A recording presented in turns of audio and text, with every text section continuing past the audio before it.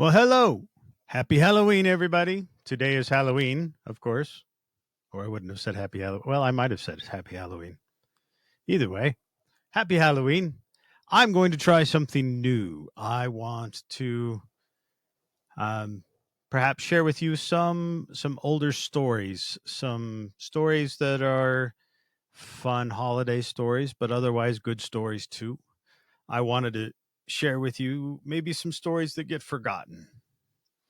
I just wanted to practice perhaps doing some voiceover work and thought I would kind of do a little sub channel. It won't be part of the podcast, but I will call it something different. I'm thinking something to the effect of The Misadventures of a Pirate Therapist, where I will read you poems or stories. Um, I like a lot of the older, more classical stories. Today, though, I thought a fun one because it's Halloween. I thought I would share with you a short story called The Spider and the Fly by Mary Howitt. It was written in 1829. "Will you walk into my parlor?" said the spider to the fly. "'Tis the prettiest little parlor that ever did you spy.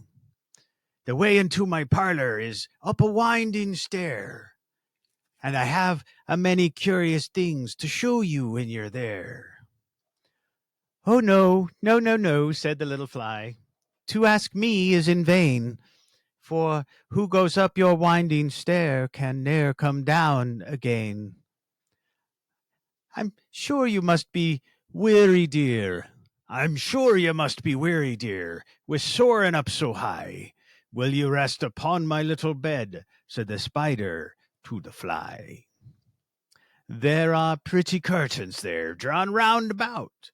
The sheets are fine and thin. And if you like to rest a while, I'll snugly tuck you in." "Oh, no, no, no," said the little fly, "for I have often heard it said, they never, never wake again who sleep upon your bed." Said the cunning spider to the fly, "Dear friend, what can I do to prove the warm affection that I've always felt for you? I have within my pantry good store of all that's nice. I'm sure you're very welcome. Will you please to take a slice?" "No, no, no," said the little fly. "Kind sir, that cannot be. For I've heard that in what's in your pantry, and I do not wish to see." "Sweet creature," said the spider, "you're witty and you're wise. How handsome are your gauzy wings, how brilliant are your eyes. I've a little looking glass upon my parlor shelf. If you'll step in one moment, dear, you shall behold yourself." "I thank you, gentle sir," said she, "for what you're pleased to say, and bidding you good morning now, I'll call another day." The spider turned him round about and went into his den, for well he knew the silly fly would soon come back again.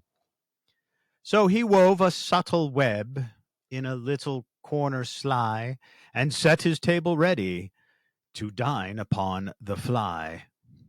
Then he came out to his door again, and merrily did sing, "Come hither, hither, pretty fly, with pearl and silver wing. Your robes are green and purple, there's a crest upon your head. Your eyes are like the diamond bright, but mine, they're dull as lead."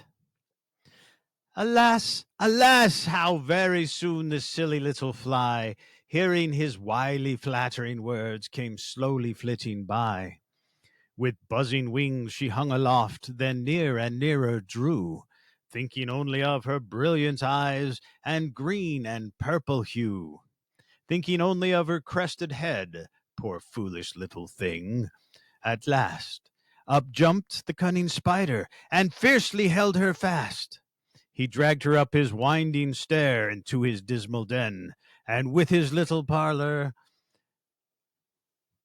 and within his little parlor, but she never came out again.